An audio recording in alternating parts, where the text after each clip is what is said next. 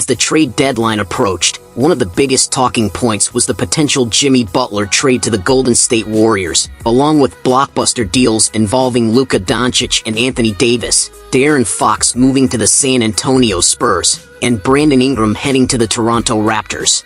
The moves made by the Milwaukee Bucks and Los Angeles Clippers also caught attention. However, in my opinion, one trade that has been overlooked or not given enough recognition, despite having the potential for a significant impact, is DeAndre Hunter's trade to the Cleveland Cavaliers. Cleveland hasn't really had any major issues this season. In fact, they hold the best record in the Eastern Conference. But we all know that the playoffs are all about matchups. Against the reigning champion Boston Celtics, they are at a disadvantage based on their previous games. Derek White or Drew Holiday can effectively shut down Donovan Mitchell and Darius Garland, which has been proven in past matchups. The real question before this trade was, who would guard Jason Tatum and Jaylen Brown? If you watched last season's playoffs, the Celtics' approach was simple. Tatum or Brown would seek out the weak link on defense or a mismatch, then isolate them. Once they create that mismatch, they can take advantage in a one-on-one situation. If the defense sends a double team, they'll just swing the ball around until they find an open shooter. Since Drew Holiday, Derek White, Sam Hauser, Peyton Pritchard, Kristaps Porzingis, Al Horford, and others can all shoot from outside, the Celtics have the ability to run a 5-out offense.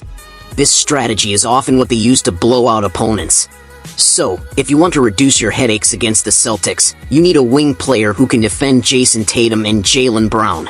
We've already seen the New York Knicks make moves to acquire Miles Bridges and OG Anunoby, clearly a preparation for a potential playoff matchup against Boston.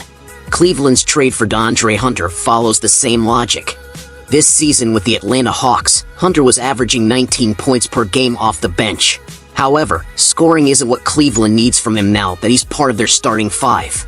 He's essentially a 3-and-D player, focusing more on defense since Donovan Mitchell and Darius Garland are weaknesses on the perimeter defensively. The NBA is a copycat league. Teams often replicate the strategies of recent champions.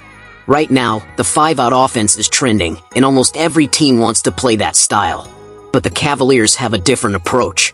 With Evan Mobley and Jarrett Allen anchoring the front court, they are trying to counter Boston's lineup rather than match it. Do you think Cleveland's lineup is enough to beat the Boston Celtics? If you enjoyed this video, please click the subscribe button and don't forget to turn on the notification bell for more updates.